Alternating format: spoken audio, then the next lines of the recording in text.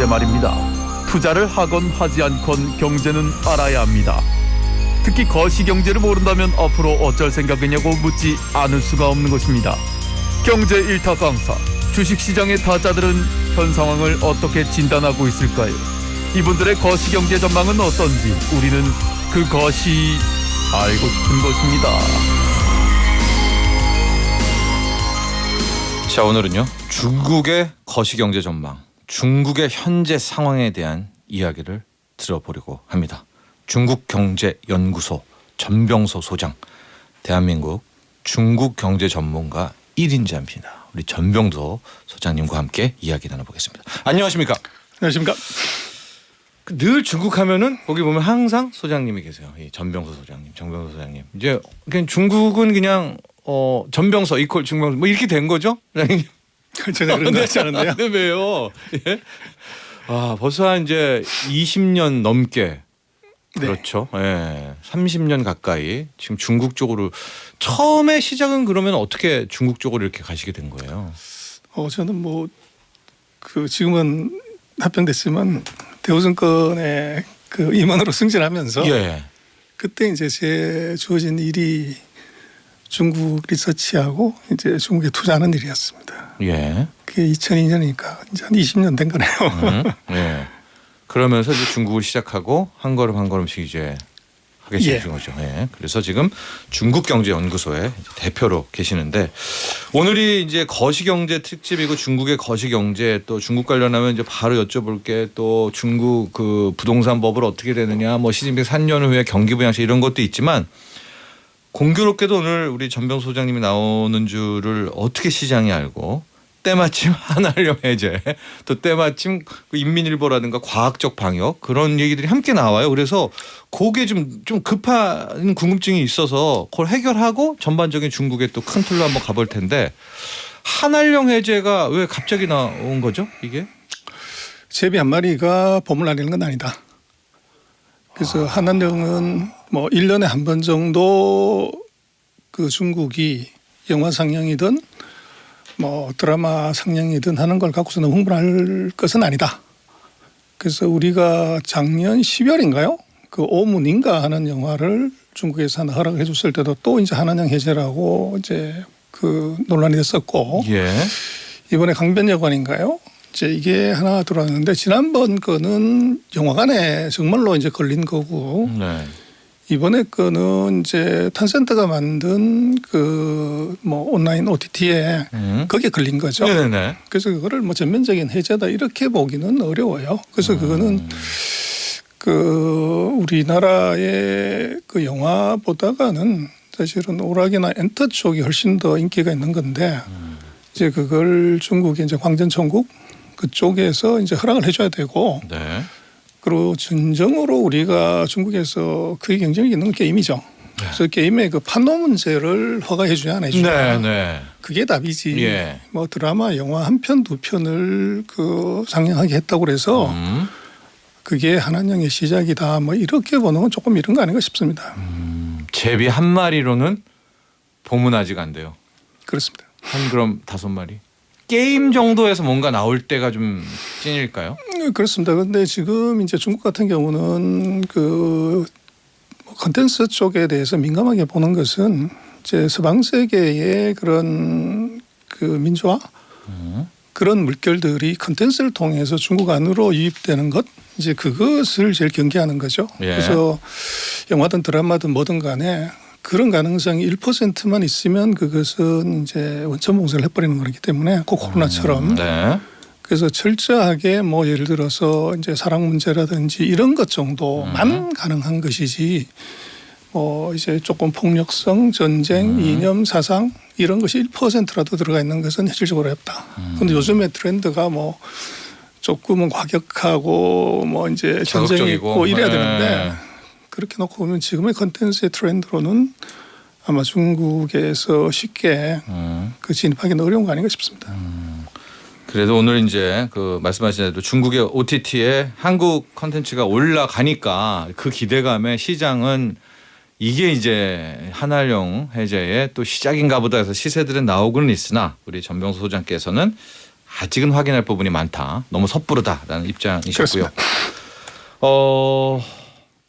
지금 이제 주식시장이 바라고 있는 이제 바라기가 중국을 바라고 있는데 코로나 봉쇄 저거 언제 푸나 시진핑도 3년임도 해놓고도 왜 저걸 안 풀어주나 막 지금 그거거든요. 그래서 일이 일비를 하고 있다가 어제는 이제 정밀 타격 과학적 방역 얘기 나오면서 또 시장은 와 이거야 했는데 그거 소장님 어떤 입장이세요? 이거 이 코로나 봉쇄? 코로나 봉쇄는 출구 전략은 시작했다. 그러나 출구 전략이 완전 이제 그 규제 철폐는 아니다. 그렇게 봐야 될 것 같고. 예. 그래서 이제 중국의 내부적인 사정을 보면 이제 두 가지가 있는데 하나는 그 중국이 전 세계 10대 그 백신 중에서 4개가 중국과 관련이 있어요. 네. 근데 그 중에서 3개는 중국이 자체 개발한 것인데 이게 전부 그 불활성 백신 그 죽은 세포에서 뽑은 백신이에요. 예. 근데 이게 금년 3월까지는 잘 먹었어요. 그래서 중국이 큰 확산도 없다가 4월 달부터 오미크론이 확산이 되면서 예. 이 지금 중국산 백신이 전혀 이제 작동이 안 하는 거죠. 그래서 이제 봉쇄를 들어간 거고. 그래서 이제 중국으로서는 이번에 조금 주목해봐야 될 게 두 가지인데 하나는 독일의 슐츠 총리가 중국을 방문했어요. 예. 그래서 유럽이 뭐 그렇게 이제 반대하고 어떻게 비난하는데도 불구하고 슐츠 총리가 왔다 간 것을 또 어떻게 봐야 되냐. 그래서 유럽의 지금 맹주가 어떻게 보면 독일인데 예. 그 맹주가 중국을 그것도 3년이 끝난 바로 확정된 시점에 왔다고 하는 것은 기브앤테이크가 있었다는 거죠. 네. 그래서 오. 중국이 보면은 프랑스에 또 유럽의 맹주의 또 다른 네. 이제 파트너가 투톱이죠. 유럽의 투톱. 투톱인데 네. 원톱한테도 뭐를 줬을 거고 그럼 투톱이 이걸 막으려고도 뭘 했을 건데 네. 에어버스를 120대인가를 140대인가를 한 방에 또 사줬어요. 예. 근데 7월 달에 보면 프랑스에 에어버스를 292대를 사줬어요. 예. 그래서 프랑스한테 이게 떡도 하나 줬고 예. 프랑스 선물 에어버스. 그래서 예. 지금 독일한테 뭘 줬을까를 생각을 해보면 독일. 그래서 뭐 유럽 인구가 다 해서 6억 명 그러는데 중국 24억이에요. 네. 근데 그 엠바이오텍인가요? 독일의 그 바이오. 활성 예. 백신 예. 그거 회사가 중국의 푸싱 제약하고 같이 이제 그 백신을 개발한 거예요. 푸싱에 그게 지분이 있어요. 푸싱 제약이 중국에. 예. 그래서 다르게 생각을 하면 중국이 앞으로 이 코로나를 풀려고 하면은 그 활성 백신에 유효한 그런 이제 백신이 있어야 돼요. 그래서 그렇게 보면 아마 독일산 백신을 저걸 대량으로 구매할 가능성 그리고 생산은 푸싱 제약이 하는 이제 그렇게 되면 그 오미크론에 대한 이제 어떻게 보면 방역의 그 실질적인 수단을 하나 마련한 것이 있을 것 같고 두 번째는 이번에 보시면은 아마 어젠가 그 중국의 소비가 마이너스 3%인가 마이너스 5%인가 나왔다고 돼 있어요. 네. 중국 네. 경제는 지금 소비가 GDP 궤도 65%예요. 네. 그래서 수출이 아니고 근데 이게 마이너스 나왔다고 그러는 것은 이거는 뭐 4분기 이 GDP를 굉장히 어둡게 봐야 되는 거죠. 네. 그래서 이것을 이제 리커버를 시키려면 어떻게 해야 되냐. 뭐 질문제도 그런 것이 있던데 경기 부양 시작했냐고 그러는데 중국의 경기 부양의 시작은 코로나 규제 철폐가 경기 부양 시작이다 그렇게 볼 수 있을 것 같아요. 예, 맞습니다. 그래서 그것만 예. 드러내면 바로 GDP는 2, 3% 그냥 올라가는 거죠. 그래서 지금 제가 볼 때는 중국이 그 오미크론의 확산에서 대응책은 첫 번째는 이제 활성 백신을 준비를 했을 것 같고 뭐 지난주에 보면은 중국이 처음으로 그 아스부딘인가 하는 중국산 코로나 치료제를 이제 식약청이 허가를 했어요. 네. 시판 원래 근데 에이즈용제 제품인데 이게 지금 코로나에 약효가 있는 거죠. 그래서 그걸 베이징부터 지금 시판을 시작을 했고 그래서 치료약하고 백신의 준비가 지금 이루어졌다는 것. 그다음에 지금 이제 경기를 살리지 않으면 이 뭐 3년임을 하든 말든 그게 다 좋긴 한데 문제는 4년, 3년임의 정말로 진정한 의미는 국민들의 민생을 해결하지 못하면 이것은 치명적인 독이 돼요. 네. 그래서 이게 소비가 마이너스 나왔다고 하는 것 이걸 해결하려고 하면은 이건 코로나 출구 전략을 가지 않을 방법이 없다. 그래서 이제 우리로 보면은 그렇게 생각하죠. 중국에 도대체 몇 명이 걸렸길래 저렇게 세게 하냐 그러는데 우리가 오늘 7만 명이단 말이에요. 네. 중국이 2만 지금 뭐 8천 명? 네. 뭐 그렇거든요. 네. 네. 근데 이걸 30으로 안 나야죠. 우리 기준으로 보면은 인구가 우리보다가 30배가 많으니까. 네. 그러면 뭐 제로 아니에요? 1000명이야라는 네. 거죠. 네. 그래서 그렇게 놓고 보면 이것의 이 방역 규제를 계속 한다는 것이 이게 실익이 없다는 걸 중국도 판단한 거죠. 네. 그래서 그렇게 놓고 보면 그 지난주엔가 20가지의 코로나 방역 완화 정책을 이제 오피셜리 발표를 했어요. 근데 중국은 그거 한번 발표한 거를 바로 뒤집거나 이러질 않는다고요. 그래서 그렇게 보면 제가 볼 때는 코로나 방역의 출구 전략을 시작을 했고 네. 그리고 지금 이게 확산되는 지역이 크게 봐서 광동하고 중경 두 지역의 남쪽 지역이에요. 네. 그래서 이제 북경이나 상해가 이게 터지면 이건 굉장히 어려운 일인데 상해는 뭐 50명 이 정도 수준이고 북경도 지금 한 1000명 수준인데 이게 최근 일주일 사이에 뚝 떨어졌어요.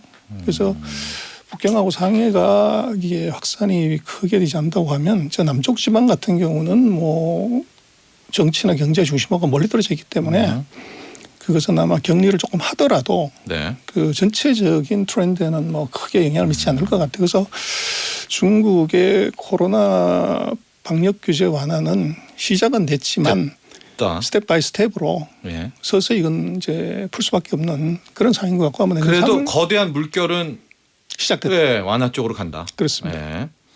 정리를 좀 해보면 뭐 여러 가지 방법론적으로는 추정이기는 하나 독일과의 어떤 만남, 시진핑과의 만남이 둘의 어떤 활성 백신에 대한 부분들이 아니었었을까.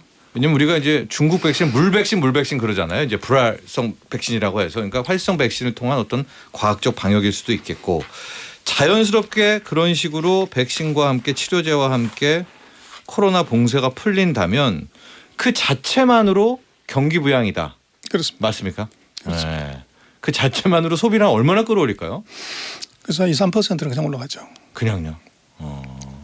그러면 당연히 따라 올라갈 게 위안화도 지금 약세인데 나름 또 힘을 좀 얻을 수 있을까요? 그렇게 되면은?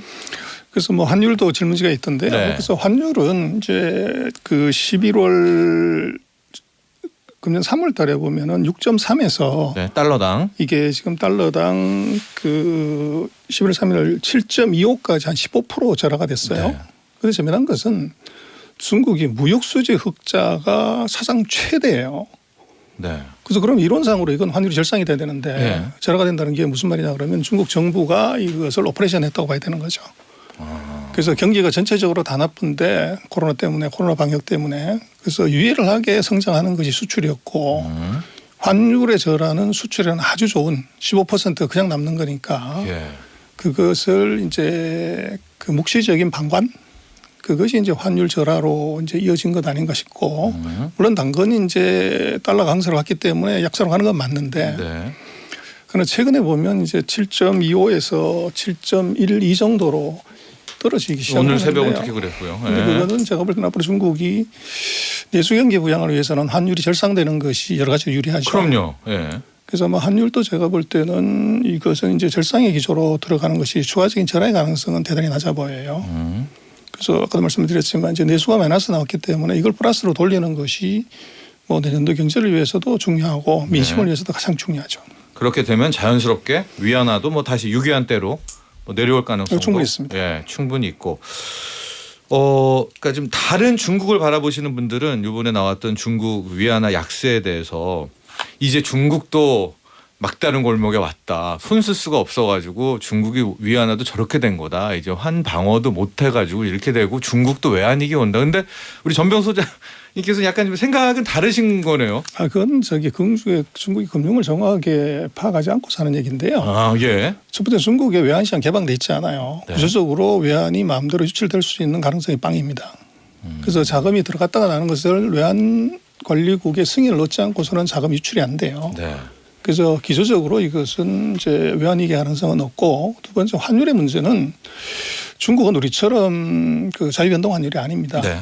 복수통화 바스켓 제도인데 거기에 플러스 알파 요인이 또 있어요. 그 전일 종가에다가 21개 통화를 썼고 거기다가 경기 대응 인수라는 걸 썼는데 복수통화바스켓의 가중치 비중도 사실은 중국이 민은행이 마음대로 하는 거죠. 네.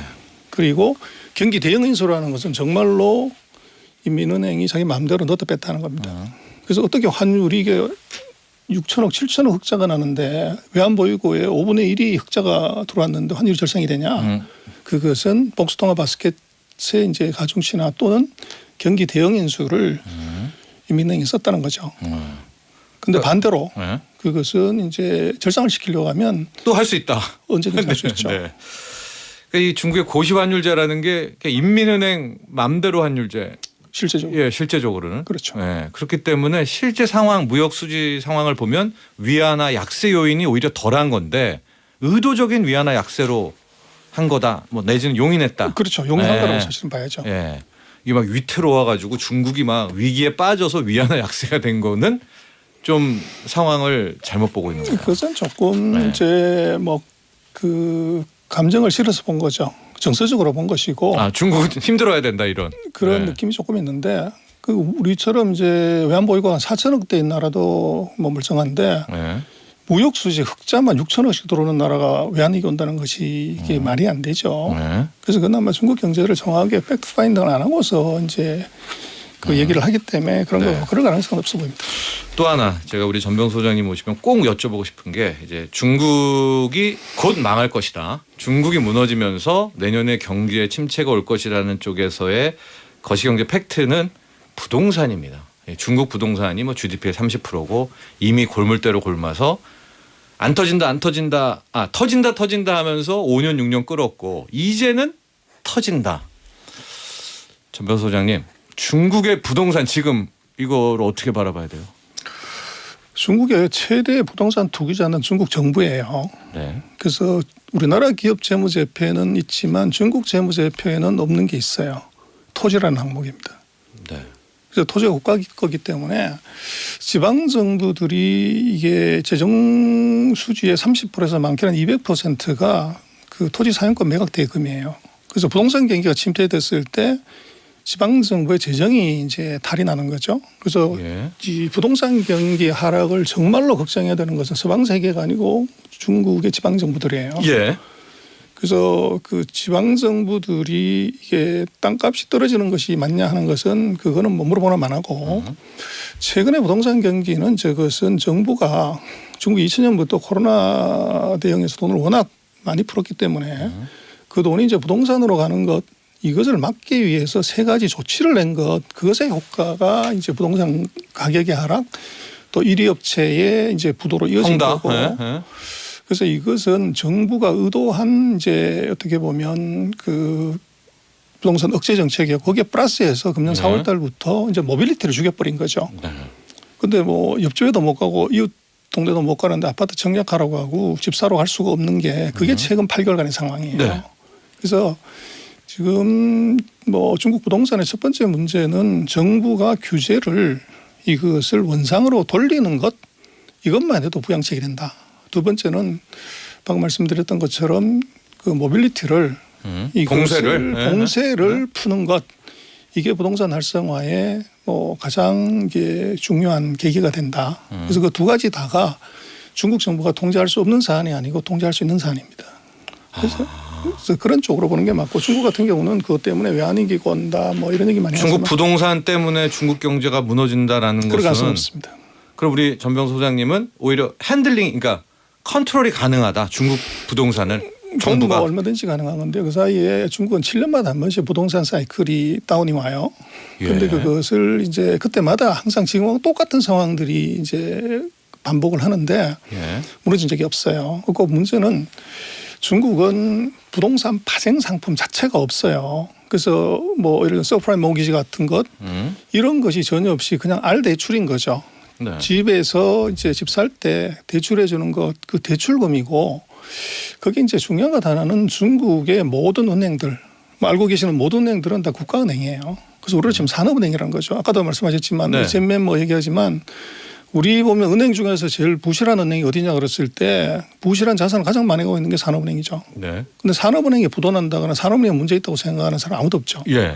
중국의 모든 은행들은 재무부가 지분을 가진 산업은행이라고 보셔야 돼요. 그래서 거기에서 부실이 있다고 하면 한국은행이 돈 찍어서 그 국책은행한테 돈 주면 되는 것처럼 그렇게 해결할 수가 있는 거죠. 그래서 우리하고 이제 같은 은행 시스템이라고 계산을 하면 이제 그렇게 네. 되는데 예. 그렇지 않다는 겁니다.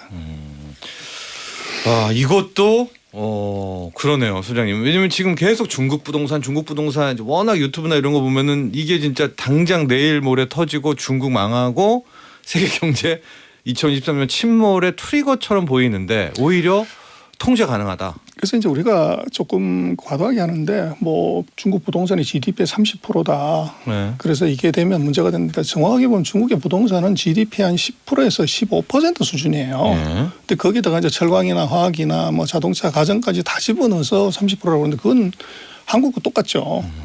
근데 그것은 이제 조금 과하게 얘기를 하는 것이고 지금 그 중국의 부동산에 있어서 제일 중요한 것은 제가 볼 때 모빌리티 문제예요, 지금. 봉쇄. 그것을 풀지 않기 때문에 이제 된 거고. 문제가 생긴 거고. 그래서 말씀하신 이제 중국의 그 부동산 과열을 막기 위한 중국 정부의 규제 네. 플러스 최근 이제 8개월간의 이동 제한이 이게 문제가 되는데 그 두 개는 중국이 아마도 제가 볼 때 내년 양회의 뭐 그 즈음에 네. 지금 일부 이제 중국도 1선 도시, 2선 도시, 3선 도시가 있는데 네. 그 나머지 도시들의 경우 1선 도시를 제외하고서는 그 규제를 슬슬 소문난하게 풀고 있습니다. 아, 저희가 뭐 계속 이야기를 듣고 싶은데요. 시간 끝 마칠 시간이 점점 다가오고 있는데 이 문제도 봐야 될 것 같아요. 미중 트럼프 때 강력했던 중국 규제가 바이든은 많이 풀어주는 관계고 미중의 관계도 전향적일 수도 있다. 미국이 중국 태클 걸고 중국에 맞서고 이런 게 더 간다면은 또 뭐 세계 경제에 희망은 없어 보이는데 이 관계는 어떻게 거시적으로 바라보십니까? 그래서 이번에 시진핑은 더 강해졌고요.